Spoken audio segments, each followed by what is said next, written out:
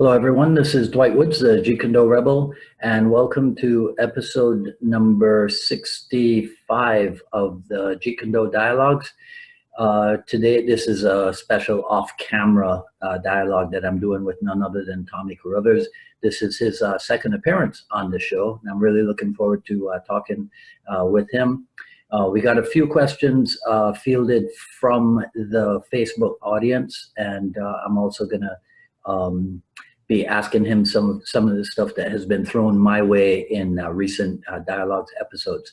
So sit back and enjoy our time here with Tommy Carruthers. Hey, hey.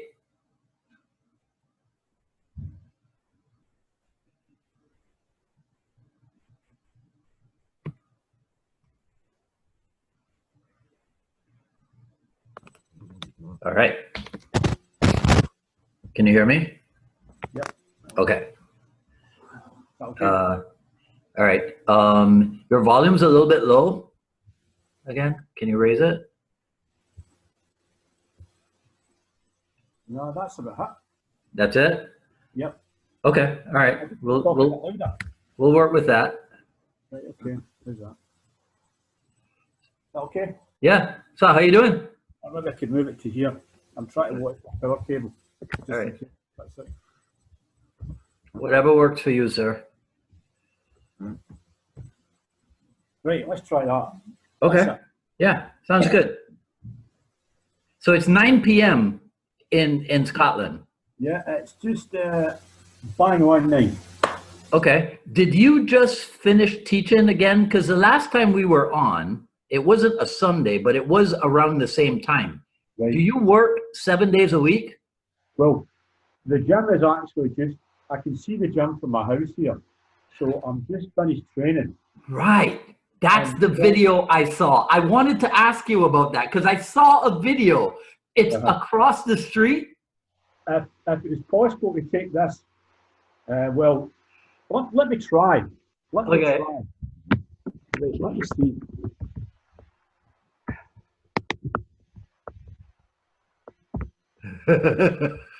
Can you see that? Yeah. Where the trees are. Where the trees are is the gym. No way. So, really, I just get down my street here, just walk along the road, and then I've got a set of keys, and I just play. So that's where I was tonight with my friend Kenny. That's cool. I wanted to be sure I had plenty of time to come up here. Yeah. So the night we were training pretty hard. Yep. All right. So listen, I asked a couple of people online. I said, hey, I'm going back on the dialogues with Tommy Carruthers. And thanks for doing this a second time, man. I appreciate it. Great. I loved the first time. Yeah. So one of the questions that I just got literally about 5 minutes ago, a guy wanted to ask you, what's the best way to train if you don't have a training partner? People ask me this all the time, and I really think that the most important thing here is to train your mobility and to train your eyes to see. That's the most important thing. So I would say that all the stuff that Bruce done with TV punching, where he'd stand in front of TV and watch it to change the shot, I would say seeing that and moving, but not just doing that and putting your hand at your leg, but doing that and doing your footwork, but doing it in a relaxed, explosive manner. That as soon as you see it change, it's like you're getting faster and faster. Right. Because there's a lot of ways you can train on your own with using weights and hitting bags and doing all these things, but to train your eyes to see movement and to react as fast as possible, I think that's going to be one of the best ways. Because hitting the bag and lifting weights, that's not fighting. No, it's only part. Right. It's only how do you say? It's only part of the song that makes everything up. Hit the bag good for power, but sometimes, and Bruce said this as well, sometimes too much of the heavy bag slows you down. And training with weights, you've got to kind of watch how you lift weights, that you're not ending up looking like a bodybuilder. That's the problem. Right. Yeah. All right. So when we reached out to each other about doing this a second time, You said, hey, let's get together and talk about the decline of Jeet Kune Do. So I wanted to ask, okay, so let's start there. Do you really think that Jeet Kune Do is on a decline? Yeah, honestly. Really? Why? Well, I travel all the world. Yeah. So I'm not like most of the people that teach JKD who just do a couple of countries. You know, I travel everywhere between America to Japan and in between it. So I travel everywhere, you know. And somebody once, I'm not going to say who their name is because I don't want to embarrass them. Somebody said, but how do you know there's a decline? And so does seminars around the world. I said, I'd like to correct you. So-and-so has never been to Ukraine, Russia, Greece, Singapore, South Korea, Japan, where else? Egypt. This person's never been to these countries. He's done places like maybe France, Germany, Holland, maybe once in China, you know. So how would he know what the current state of JKD is compared to me that last year I done 14 seminars in probably about 12 countries. So I think everybody that's teaching JKD globally, I think I've got the best, how could you say, perspective on the current JKD scene. And the younger generation, and I've told this to the Lee family, and I don't think they actually believe me, that the younger generation don't even know who Bruce Lee is. Right. They don't even know what Jeet Kune Do is. Right.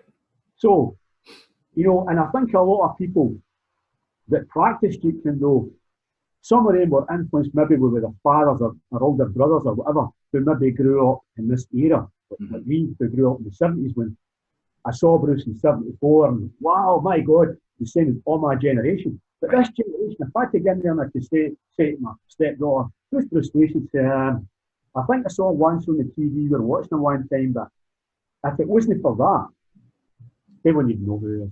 So, you know, as I've said to the family, the only way you can kickstart this is to reinvent Bruce Lee for the 21st century. That's it. Okay. And if you reinvent him for the 21st century, his martial art will continue. But people don't know who Bruce Lee is, and people don't even know what Jeet Kune Do is. Right. You know? So it's on a massive decline because the younger generation, they're really earnest physical as their generation and the generation previous to that. Yeah. You know, how many JKD schools out there are getting a massive influx of 20 students a week or 15 new students a week? None. Right. Okay. But it's not dying a death, and I don't want to see it dying. I want this thing to continue forever. But well, of course, people have got to help. But see, I think that with the efforts of people like you, so if you're doing 14 so that means you're doing a seminar a month, at least one seminar a month somewhere in the world. I don't know if I agree with you then that it's on the decline. Yes, you're one person, but I think though that yes, we got to do everything that we can to magnify the efforts of every individual like you, for sure, right? But what do you make then that Cinemax has its current series, Warrior, based on Bruce Lee's writings? Last year, I think there were 4 new books on. There was Bay Logan's book. There was Matthew Pauly's book.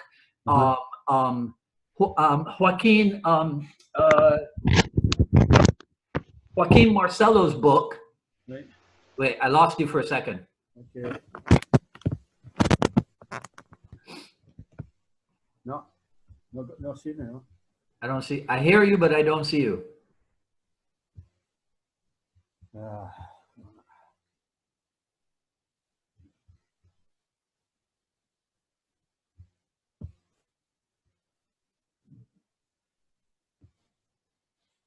we go. Okay. Yeah. All right. So I was saying, you know, there were at least 4 books. There's probably 1 or 2 documentaries. So Bruce Lee's name is still out there, but you're saying that even though his name is out there, people don't know what he was about and they don't know the name of the art? Ah. Yeah. Well, we got to fight that, Tommy. See, the thing is, right, we have this new series called The Warrior, right? Well, you know, if this is Bruce's writing, this is Bruce's concept, and this is all Bruce Lee stuff. When it comes to the fighting part, which I saw, just looked terrible. Yeah. So, if you're going to represent Bruce Lee, why not represent him in martial arts as well as the writing? Because if Bruce saw that himself, he'd probably think, where is my martial art? It's a story, you know, but Okay. where is my martial art? And that's Right. not represented. It's like, if they made The Warrior and somebody actually trained the actor, or, because I've no saw it, if they trained the actor to fight in a manner that represented Bruce's martial art, then the people that watched it might go, wow, what's this? The same impact that the Ip Chun movies had for Wing Chun. Yeah. They all done Wing Chun a great service, and a Right. lot of people went to Wing Chun because of that. And a lot of people went to Wing Chun after they saw these movies, and they never even knew what Wing Chun was to start off with. So we've Right. got this series made about Bruce's concept, his writing, some idea, and then we'll get people fighting like bloody Jackie Chan in it. You know, I think Bruce would turn on his grave. And why did the family allow this? You know, why? I saw some of the fighting and I thought, I just saw a cut on Facebook and I went, Yeah. what is this? Yeah. You know, Huh. so it's all that you're fighting against, you know, and it's a shame that they get the money to make this thing, and yet his martial art isn't represented. I see. I see. Okay. Well, so that's the dilemma that we are always going to be faced with, because maybe Bruce Lee, the Hollywood celebrity, is better known than Bruce Lee, the martial artist, you think? Uh-huh. Hmm. Yeah. Well, yeah, I mean, because, you know, I remember I used to have discussions with people about this all the time, that Chuck Norris had no message in his martial art. Jackie Chan has no message in his martial art. Bruce Lee was the only one in the movies who also had a message. Uh-huh. But so you think the problem then is in trying to bridge that gap between making a movie and conveying a message? Really, all Bruce's movies have got messages in it and they've got subtle lessons in it, which I think are amazing. Yeah. And then you see his martial art, although some of it is a bit more flowery than Day for Real, but still you can see traces in it. Traces. Yeah. You know, the way I look at it, The Warrior should have been done the exact same way, but for what I saw, it was just a waste of time. Right. Yeah. And, you know, I take to see his martial art dying. You can see a decline. I know people who have attended all different seminars with different JKD people, and they've told me that the numbers have absolutely declined dramatically. And I can see the numbers declining with seminars that I do as well. But I've always got the people in the organisation there, they're always there. But kind of newer people, younger people, you really don't see them. Right. I would say the only place where Bruce is no decline is China. I mean, I've done more seminars in China than anybody. I've got to be easily close to 30 seminars in China. And I've got another 2 to do this year. And Bruce is still pretty strong there. And this is what you see now, because you know what? You see the shift of all the people in the States try to move to China because of the decline of JKD in the States. Now they're trying to get a foothold in China. You can see that. Yeah. But the thing is, I'm not going to mention the name to embarrass them. There was a first seminar in China last year. They had good numbers. This year they'd under 20. And I done a seminar in Beijing and it was close to 60. And I've done about 30 seminars. So, you know, as my guy in China says, Tommy, Chinese people know it's real and it's no real, but sometimes they go into curiosity. Yeah. And when they go into curiosity and they see something and they realise it's no real and it's not worth the time, they'll not come back. And that's crap. It takes, how do you say, I'm trying to think of the word, you know, to keep alive or to keep people inviting you back to China, you've got to be pretty good, because I'm not stupid. Yeah. Yeah, they're like the Scottish that you told me about. If you're not good, they'll let you know if you are good. Well, if you're not good, they'll not come back. Because they'll not waste their money, you know. Right. Yeah. And you have a guy in Singapore also, right? I've got 2 guys in Singapore. Okay. Okay. Yeah. So then off the top of your head, what's an idea for reversing the decline? I think I can answer for you, but An organization. huh? An organization. Ah. An organization. I've told the family this time and time again, Yeah. right? Yeah. You guys should be backing an organization, right? It should be done right. Yeah. It should have high standards. People shouldn't be paying for instructor certificates. People shouldn't be getting instructor certificates because they invite people to do seminars. Right. There's a board of people there who are top quality, who have got the right morals, character, and they're the people that should sanction who should be teaching, who shouldn't be teaching. People should be rank tested. Everything should be done right. The same as if you look at the Japanese Judo Federation or the Japanese Karate Federation, how they've got a board and how everything's done perfect and right. That's what should happen to JKD, even though it's built in a kind of concept and an idea. There still could be a curriculum put together. There could be a credible organisation there, and it'd be a web page up with everybody's name on it that's passed tests, done it right, teaching it right. That's the way it should be, and the family should be behind that, because we're the people that keep Bruce's name alive. Right. We're out in the trenches every day, every month, every week, every year. We're the guys out there fighting to keep his name alive. And if we're the guys in the trenches doing the fighting, they should be the generals behind the supporting us. Because, you know, a couple of books and a couple of movies now and again isn't going to keep Bruce's name alive. It's going to be constant like that all the time. And that's the way to do it. All this splinter fighting and people fighting each other isn't going to do it. And I've said to all these people that hate my guts and who don't like me, or they don't like my honesty or my truth, we should all work together for the sake of the martial art and Bruce Lee and put differences aside. If you hate me because I've been truthful. And let's face it, nobody likes the truth. But sometimes the truth hurts, but it's the best medicine. And once you get the truth, then you know exactly where. See, that's what. My answer for you, I thought the first thing you would say is that we got to make sure that we are approaching Bruce Lee's art accurately. Of course. Well, there would have to be a syllabus drawn up. Yeah. That is not represented accurately. That is for sure. But they're going to oppose you on that, Tommy, because it's like you just said, even if it's a concept or an idea, right? They're going to oppose you. They're going to go, well, what? Is Tommy Carruthers going to tell me how I should whatever and whatever? You know you're going to get that. I know that, but for the sake of Bruce Lee, people will have to work together, because you know what? If we don't all work together, it will die. Believe me. It will be alive, but no, it'll be alive. It'll be alive with 4 or 5 people training in garages all over the world, right? Or training in parks. That'll be it. There'll be no schools. There'll be no 20 or 30 people in a school. Week in, week out, practicing JKD. Okay. All right. Well, let's do an experiment then. Let's do an experiment and see whether or not we could pull this off. Is there somebody that you think you have a lot in common with him in his approach to Jeet Kune Do? Is there anybody? Would mean people who practice martial arts? No. Is there anybody in the Jeet Kune Do world with whom you think you have a lot in common? Have a lot in common. See, I don't really talk to a lot of people, so I really couldn't tell you.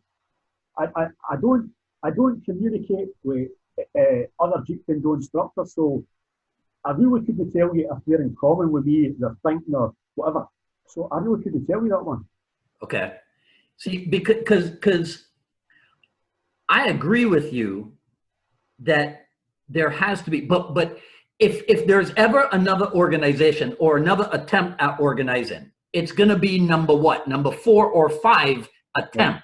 Right. So what would we have to do differently that we didn't do with the nucleus, that we didn't do with the Jeet Kune Do Society, that we didn't do with whatever?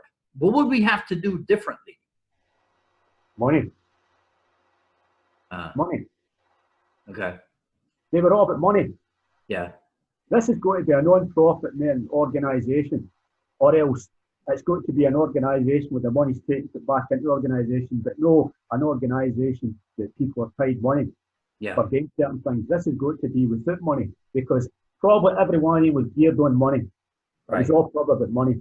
Yeah. Have you ever gone online and seen the number of different Jeet Kune Do organizations in the world? Don't do it. One of the things I love about you is that you're so busy working on yourself and on your thing that you don't have time, right, to be concerned with all the, because there's a lot of nonsense out there. I have to deal with it because of my role. Right. You know. I'm going to try to get better at this. Tomorrow is my birthday, right? So tomorrow I'm 60. Happy birthday, man. I'm still trying to get stronger. I'm trying to get faster. I'm still trying to get better at it. So I've not got time to look at other people. You know, I'm too busy. You know, they're typically the day, right? So Sunday I train on Sunday, but the day I've spent about 5 hours watching boxing. But I got up this morning, even with pajamas on, I've been watching boxing until I had something to eat and then put my clothes on and come back and watch it. I've been watching boxing all day and studying everything. And after I taught a couple of people yesterday, I come back home, I put YouTube on, I'm watching all-time boxing again, studying it, I'm looking at everything. My mind is constantly always thinking how to get better, how to make people better, how to take this to the next level, you know? I'm constantly at it. I've not got time to look at what other guys are practicing and what they're doing or other instructors, you know? I'm just totally focused on how can I take this to the next level? How can I make the people that train me look outstanding? Yeah, that's my goal. And that actually is one of the things I wanted to touch on also. One of the more recent videos that I saw, the guys were training and one guy had a staff and he would move at the other guy slowly. So I want to know where did that idea come from and what's the purpose of it? Well, I really wanted to look at a lot of the strengths and weaknesses of all the different type of weapons, long weapons, short weapons, knives and clubs and all that. So what I done was to start off with is to put protective equipment on and they just fought each other, right? And I really just sat back and evaluated how well we done. And then after that, I decided, okay, right, this kind of weapon here at long range is dangerous, but close in, you know, is pretty vulnerable. So what we've done is we took each thing and we played about with it really, really slowly, just to feel the timing. And we got the guys with the weapons to break up timing as well, so they could adjust it. So once we played a bit slowly and kept an idea where all the safe zones were against the weapons, then we put the protective equipment back on and when they fought, they were a little better. So that's what we were really doing, you know. Okay. But the problem was that some of the guys would get hurted because of the sticks and because of the knives, even with protective equipment on the staff. So we could change the protective equipment, which you don't see in any of the clips, which they were wearing motorcycle helmets and they were wearing motorcycle breast plates. Because in motocross, they wear a breastplate here, it's hard plastic. But when we were using our normal body protectors, a couple of guys nearly get stabbed with a knife because it actually went into the body protector. So we had to use a different kind of armour to safeguard people getting hurted. But we didn't, that was known. Okay.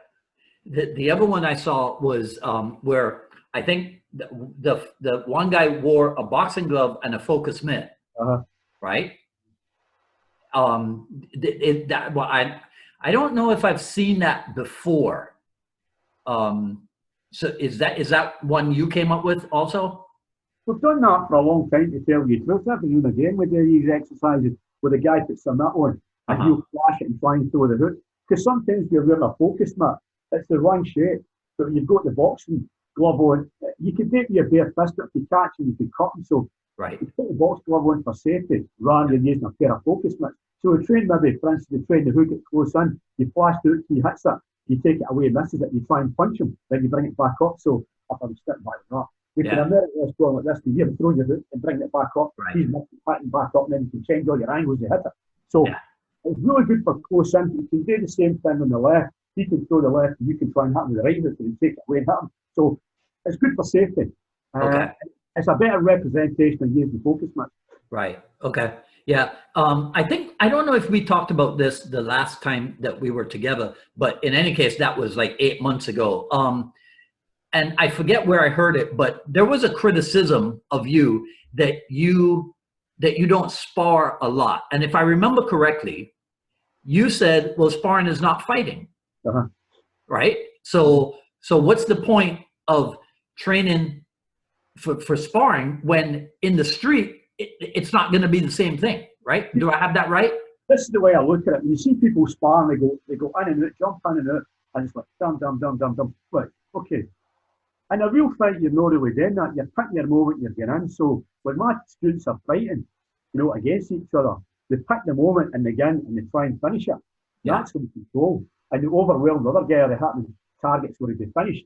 Right. So they don't have that box mentality again, jab, jab, jab, back out, like you see other JKD guys do, because there looks to me like a ring sport than a street fighting, way of fighting. So yeah. a different mentality. Yeah. Outside, you've not got a chance to dance about and play it like as if it's a boxing match where you're throwing punches back in and back out, because you know what? Right. Somebody else could come round the corner and join the fight, and you've wasted a few seconds there just tiring yourself out. So when you cross that line, you've got to fight. You want to get across that line and finish it quick, and get off your mark in case you fight somebody else. But of course, any discussion about Jeet Kune Do and Bruce Lee is going to bring up sparring. So then, and you have to mention the fact that Bruce Lee considered sparring to be the crucible of Jeet Kune Do. So how do you relate his approach to sparring with yours? Well,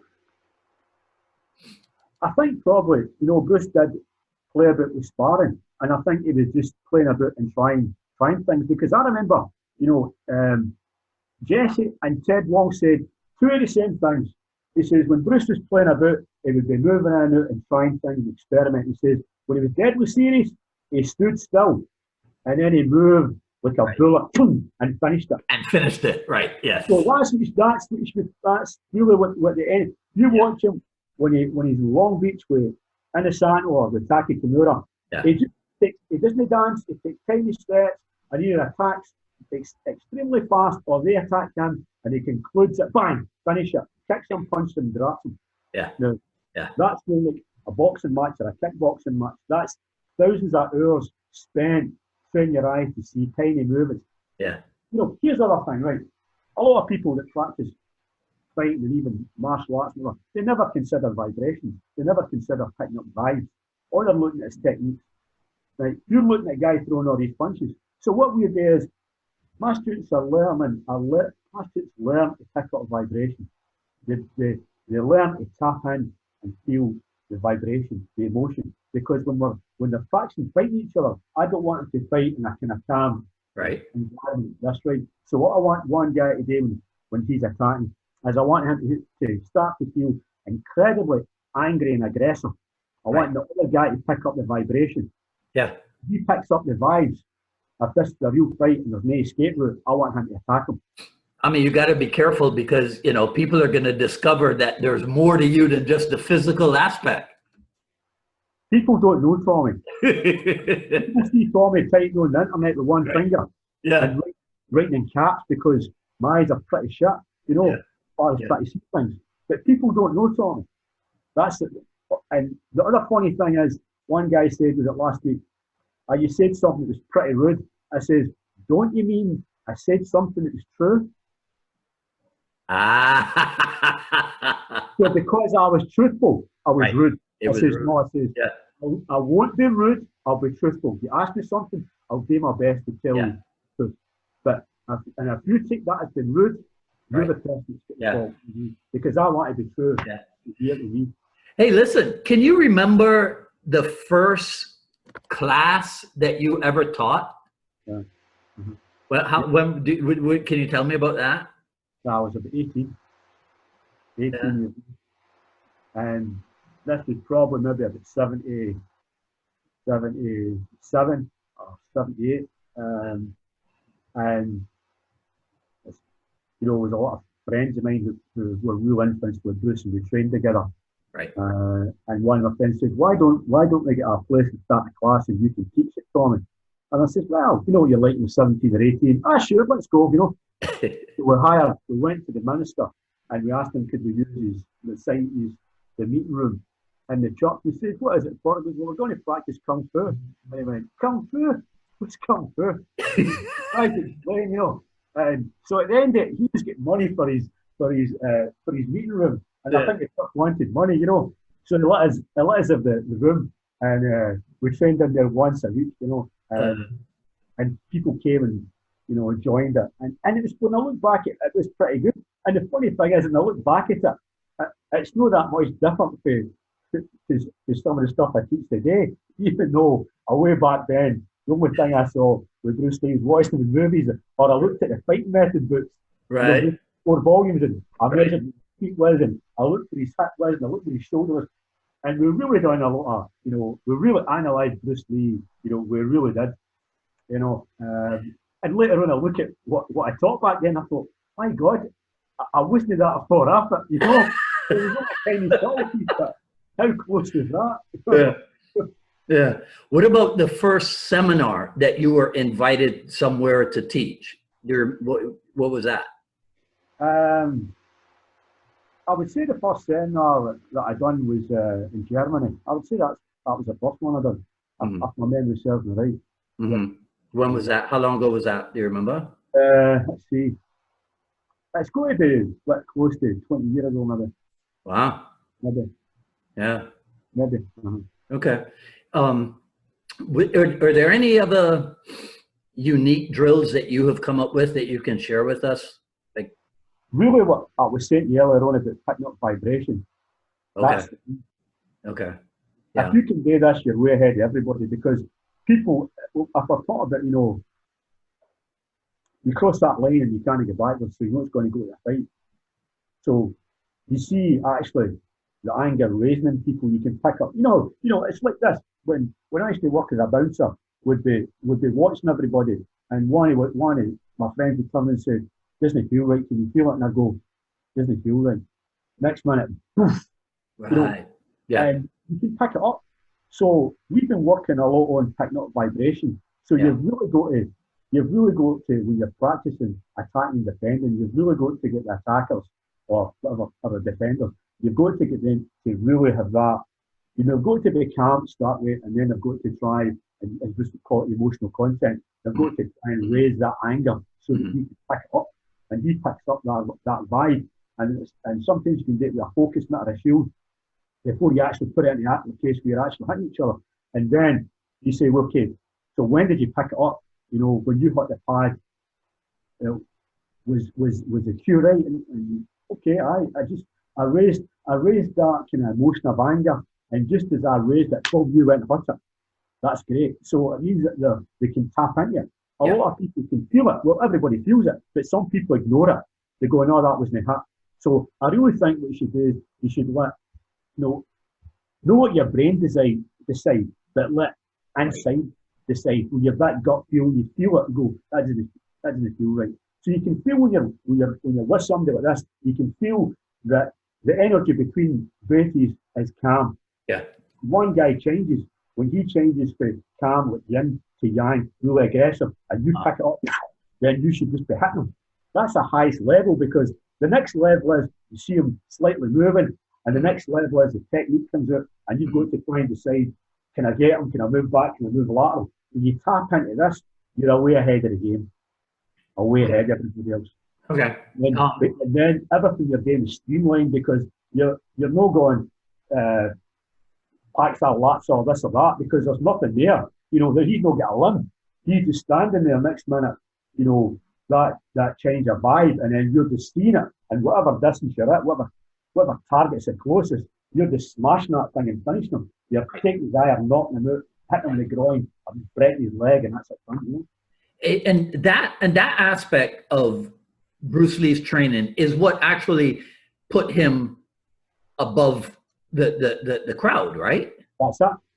Yep. Yeah. I mean, it's well documented that Bruce knew exactly when people were going to go, because tapped into them. It could Right. sense when they were going to do. Right. You know. Yeah. But the thing is, what he done is when he was attacking, people couldn't tap into him because he disguised them. You know, it's like, I suppose it's like assassins. Assassins are very, very good at not showing anything. They can get really, really close to whoever they're going to kill them and walk away. But if you walk towards a guy and they're showing aggression, the bodyguard can say, well, there he's there. They spot him. So to hide all that and to how can you say, to mute your emotion and your body language, that could have been picked up.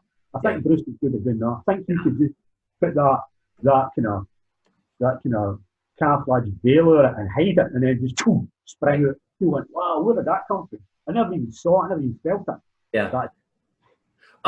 You think that's something that let's say you use public transportation, right? So you use the bus and the train, right? You think that a Jeet Kune Do guy would benefit from sitting and feeling out different people in transportation? I think you can practice this anywhere you're 70 people. You could do it a train on a bus. You could probably do it walking down the street.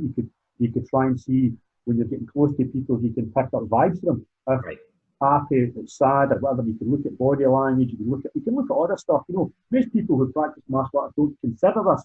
They're too busy thinking about this, a punch, this, a kick. You know, and I remember Jesse said a long time. He says, Tommy says, this stuff is beyond technique. And I'm like, wow, beyond technique. Took a long time, and it just some kind of went, that's what he's meaning. It's beyond technique. You know, look beyond this, and that's you know, where can we take? Where can we take it? You know, I just read something. Now that you say beyond technique, so there's a Shotokan karate guy, Shigeru Egami, who wrote the book Karate Beyond Technique. Right. Okay. I just read that you've heard of Hayward Nishioka, the judo guy that spent time with Bruce Lee. Well, it's such a coincidence that you mentioned that, because I just read that Nishioka brought Egami to spend time with Bruce Lee. Right. Okay. Yeah. Tell me. Okay. So since we're talking about the emotional development, what is the difference between arrogance and self-confidence? That's a good question. It's probably a very, very thin line there, I'd imagine. You know, I would say that, you know, people that are self-confident, are really pretty confident, are usually quite quiet. You know, I'm getting back to when I was younger with the karate and judo that I done. You know, some of the best karate guys were really quite quiet, kind of humble guys. You know, they weren't arrogant. I don't know what, maybe it could be an insecurity that makes people arrogant. You know, they're always, you know, try to prove a point. And, you know, I think when people try to prove a point like that in martial arts, I think that, you know, I think they could be insecure. I think that could be a problem. But if you're really confident, you're quiet within yourself, that you've got the ability, and you don't need to shout about it. Right. Okay. So let me throw some of the questions that came in for you. Right. So we were talking about this the other day. Do you think there's a value for Jeet Kune Do people to go backwards and train in the Wing Chun, or train in the what do they call it, the Ung Moon form, and the kicking sets and the Wing Chun dummy sets and all that? It's not going to do them any harm to see where it came from. Right. But it's probably good, you know, to see that and see how Bruce took it and developed it. Right. You know, so it's not going to do you any harm to know where the roots it came from. As long as, because Bruce was always about, you know, shedding things off and getting rid of stuff and moving forward all the time. You know, and he started a lot of things that people are still practicing now, you know. So I done a seminar in China about 3 weeks ago there. And I taught all the early kind of John Fan stuff, and I taught some of the open stuff, and then I taught later on, some of that stuff, and I taught where I took it to, and the people really loved it. It was good for them to see Bruce's development. But naturally, I just done a 1 day thing, 8 hours. But naturally, you couldn't teach everything that Bruce done in 8 hours. But I tried to teach the most important things that people could see, and how Bruce was developing Wing Chun, how we went to Lung Tao and sticking hands and all that and flattening, etc. And then opening how we sent them on a lot more boxing and moving up at different angles and looking at 360 defence now, how later on everything's streamlined and a lot more linear and closing fast, all this kind of stuff, But people really did like it. And it was really challenging for me to try and remember all this stuff that I'd done God knows how many years ago, to try and go, okay, right, how did this go again? What did I practice? It was good and they liked it. So yeah, it's good. There's nothing wrong with it. Okay. Then another thing that came up was certification and how long it should take and what have you. So excuse me. So people were talking about, well, it takes 10 years to get your black belt in Brazilian Jiu-Jitsu. So they were saying, should we have something equivalent in JKD? Because somebody just asked me, how long should it take before you can teach Jeet Kune Do? Mm-hmm. Did you have any idea, any thoughts on that? That's really a good question. I think probably maybe the Brazilian guys have got it right, because I would suspect, if they've been doing it for 10 years before they become, certified to teach, I would say that probably their skill level is a lot higher. And I'd say the standards are really high. And this is missed in JKD because people have been selling certificates and giving certificates away to people for God knows how long. Right. And that's how the standard in JKD is pretty bad. And that's how JKD gets a bad name. I'm not saying it doesn't happen in other martial arts, it does, but JKD gets a bad name, and I really think that people shouldn't get certificates handed to them. They should really work their ass off to get it.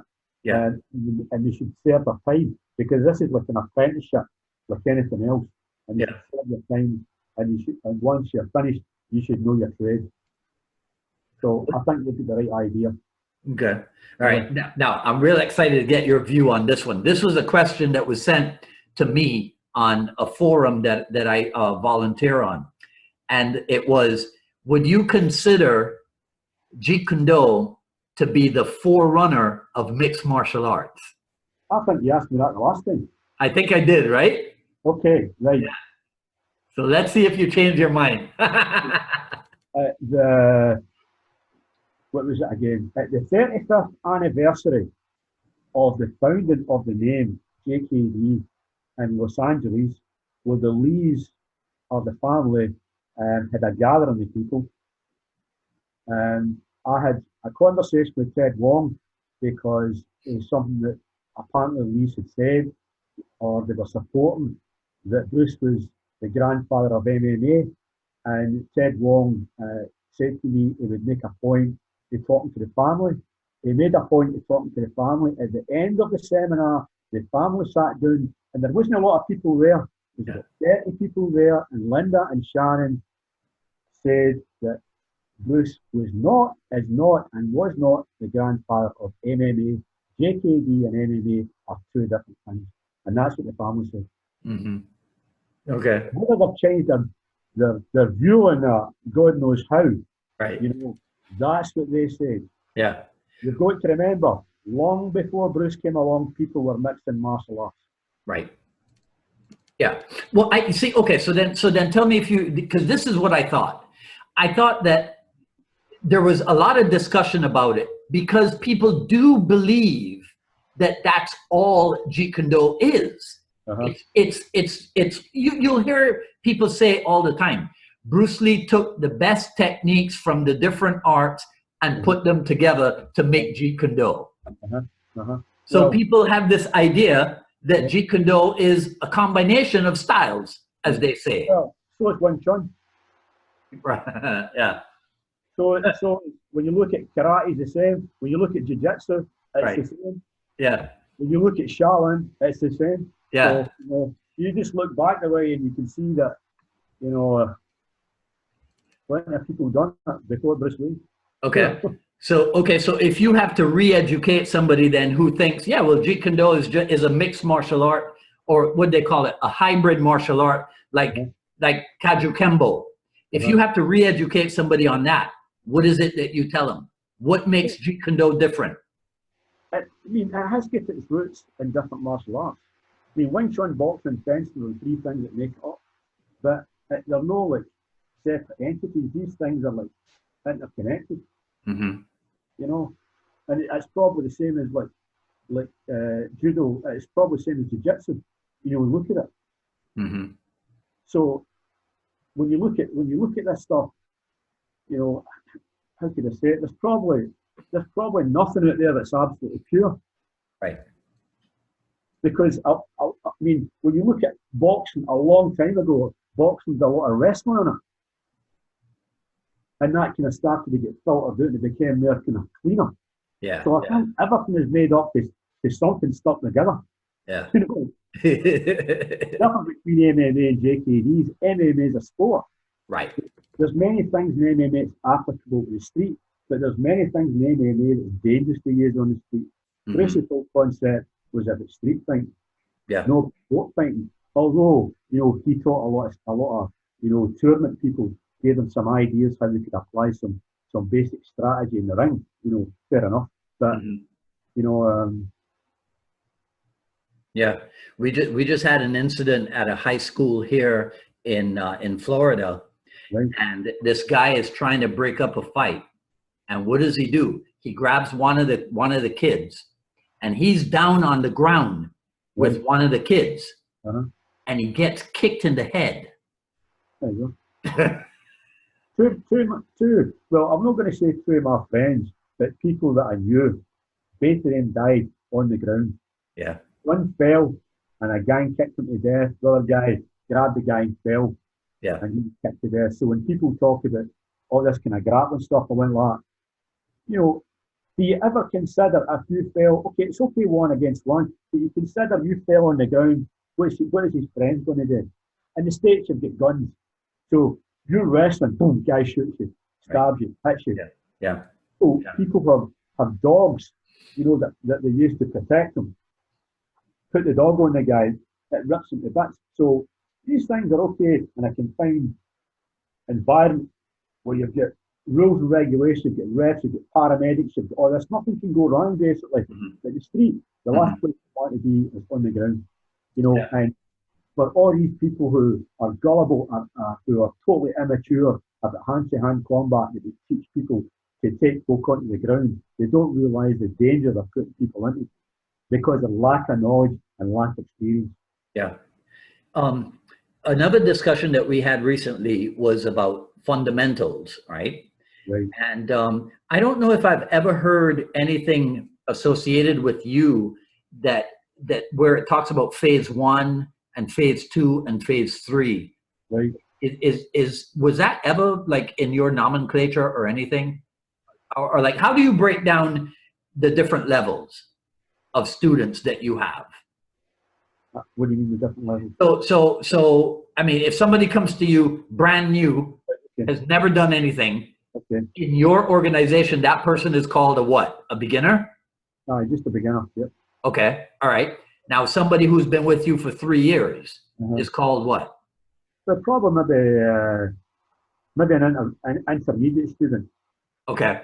So how do you have a system for measuring that? At this point, you're called this? We have a ranking system. Oh, you do? But the ranking system that we have, nothing solid. So what I would ask a student to do for say basic number 1, say after maybe 6 months, I'd say, okay, explain and show me what I taught you.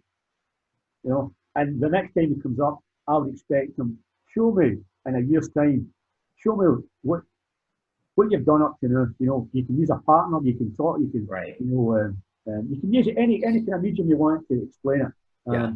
Okay, somebody's been with me 3 or 4 years, right? Show me. Yeah. So I expect him to always get better and better and better, better at their explanation, better and their representation, better in their level of skill, better in their presentation, everything would get better and better. But it's no a set, these are 3 kicks, these are 3 punches, these are 4 kicks. It's nothing like that, you know. Okay. I want them to convince me what I taught them. I want them to convince me that picked it up. Okay. I want them to have the confidence that they can stand there and explain it, and also the confidence that they can stand there and show me it. And if they can convince me, okay, they've passed it. Okay, so, but now let's take that back to what we were talking about earlier, and having a Jeet Kune Do organization. Where will that fit in? I think that might be how could I say it? Possibly might be a curriculum and a bit of that together. So I think there would have to be some kind of curriculum, but there should also be, like, at the end of the test, there should also be, okay, say this is 2 bits of footwork and 2 techniques, right? And they show it, then they've got to put everything into their own words to explain why, how, when, blah, blah, blah. So that so there's no just, like, it's maybe like a karate belt test where you've got to do this for them, and then once you get that, you're finished, you know. If they ask you any questions, well, explain this, explain that, you know, why, when, what bit you're at them. So, so I think a combination of both of them would be the best way forward. Yeah, because, you know, out there in the real world, when people who are running their schools, they're concerned with retention of students, right? You know, I mean, nobody wants to sign up 20 students in 1 month and lose 20 students in the same month, right? So everybody's concerned about that. And what they have found, some of them, this is what they say, what they have found is that a ranking system helps to retain students because it gives them something, it gives them a goal to set, right?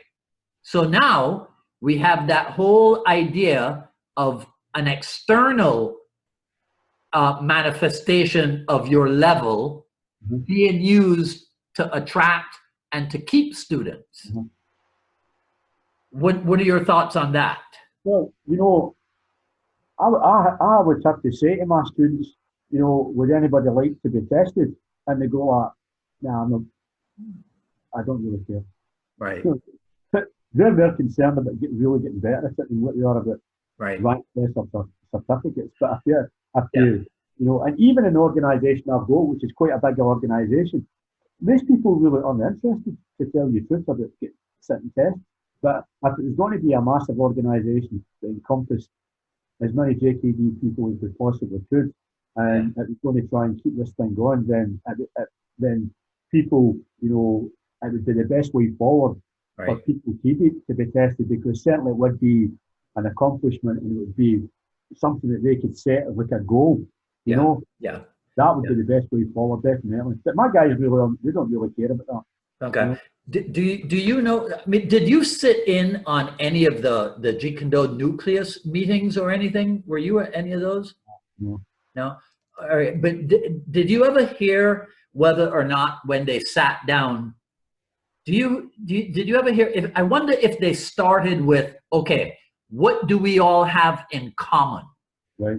Let's build from there. Do you know if I mean, like, did you ever hear from Ted Wong or anything if they use that approach? No.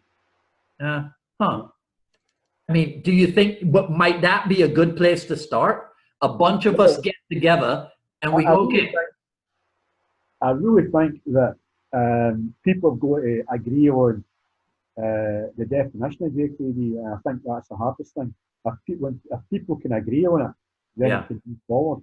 And if people can't even agree what Jeet Kune Do is, then maybe he's going to move forward. But that's the thing. I don't mind working with anybody as long as I've got an open mind and I'm doing it for the sake of the martial art. I would work with anybody. And the last thing I want to really see is. Okay, but let me ask you this, right? Okay. Let me ask you this. So what if you end up in a room with a bunch of respected JKD people, and they don't look like if they're paying attention to their own personal health and fitness, would you be able to control yourself? So if they're all sitting there out of shape, and I walk in at 60, you know, yeah. 60, and they're all like that. Right. What would I say? So You guys need to get in shape before you can tell anybody about JKD or fighting. Right. That's a, how can you say it? That's a disgrace. I'll give you 10 or 20 years and look at the shape of you. There we go. okay. They would look at me and go, oh shit. Yeah. Well, see, then they go. Oh, look at Carruthers, man. Look Right, there's Tommy being rude again. I know. I'd be like that, and I'd say, see him, he's rude. Yeah. How dare he turn up like that? Right. Yeah.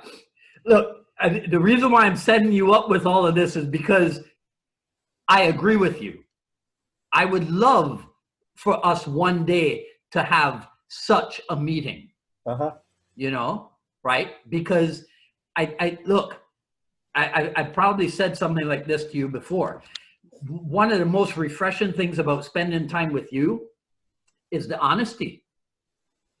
You know, and in your honesty and in your approach, I hear a lot of Bruce Lee. Some people don't like it, but yeah, that serves some money. Bruce Lee said, you have no business in martial arts if you're not training to be fit. There you go. That's it. You know, so what are we gonna do? We're gonna we follow Bruce Lee, but we're only gonna follow the parts of Bruce Lee that we feel comfortable with. You know, no, it's got to be accurate. It's got to be honest. And you know, I really enjoy that about you. Well, I don't make a lot of friends because I'm honest. Yeah. But the thing is, the most important for me is I feel inside when I tell the truth, because there's no point to try to lie. You know, and Bruce himself was all about honesty. Right. You know, it was always all about honesty. Yeah. Getting back to the thing that I said to you earlier on, when I tell the truth, people say Carruthers is just rude. No, it's the truth. Yeah. If you handle the truth, you'll call me rude, you'll call me this, you'll call me that. But for the people that know me and for the people who associate with me every week will go, no, Tommy's just telling me the truth. And I think the truth is the best. As you know, it's always easier telling the truth. A lie is much harder to tell. And people can always tell a lie. Right. But to tell the truth, people, when you look at people right in the eye and you say, okay, oh, that's a lie.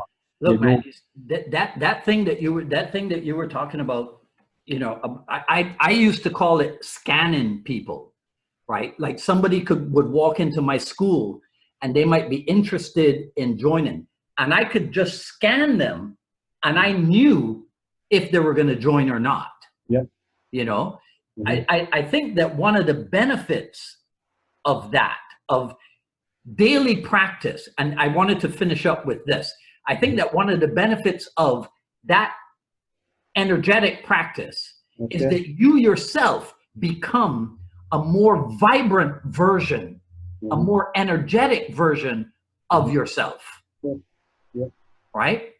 So I wanted to close with this. What then would you say are the fundamental necessities that should be trained every day for JKD? Well, I really think that, you know, too many instructors that I see, or what I saw in the past, really are in terrible shape. How can they possibly inspire their students when they've got bellies up to here and chins down to here and they don't even move? Right. How can they inspire their students? And how can the students look up to them? What kind of representation do they project as far as the martial art and Bruce Lee? Because everybody there that teaches JKD, good or bad, is representing Bruce. And I think that we should do our best to look our best and be our best. Yeah. And I think all these guys who are teaching should be going to the gym. And all that crap about I don't get time, or I'm too old, or I've got an injury. I've got 100 injuries, but I still go down to and train every day. I still want to make sure I'm strong. My body's in good shape as I get older. And I still demonstrate things in the day seminars. And I think that's what everybody should be doing that's practicing JKD or martial arts. And I think instructors should be setting an example to the people that they're teaching, because they're the leaders. And I don't think I'd want to pay money to an instructor who was 40 kilos overweight or 50 kilos overweight, and there was a terrible representation. Why would I want to give this guy money to listen to him talk? No. Right. Okay. So when I talked to you on May the 6th, 2029, right? Because I'll still be doing this show, right, in 10 years. 10 years. I'm going to check on you and make sure you're still in that shape, okay? Well, I hope to be in better shape when I'm 70. The more I'm 60. Yeah. But when I was in Hong Kong about 15 years ago, I went to a fortune teller, and the fortune teller says, "You'll live to your 87. When about 70, you'll be unwell, but you'll be okay, and you'll live to 87. So I thought, okay, I'm 60 tomorrow. So I'm 10 good years of training hard, really 10 good years. So God willing, because I do believe in the market there, God willing, I'll train hard the next 10 years. Well, hey man, listen, I'm glad that I was able to catch you on the day before your birthday, right? Okay. And be able to wish you, the happiest birthday tomorrow, man. Thank you. All right? Okay. All right. Take care, my friend. We'll talk again. All the best then. Bye. All right.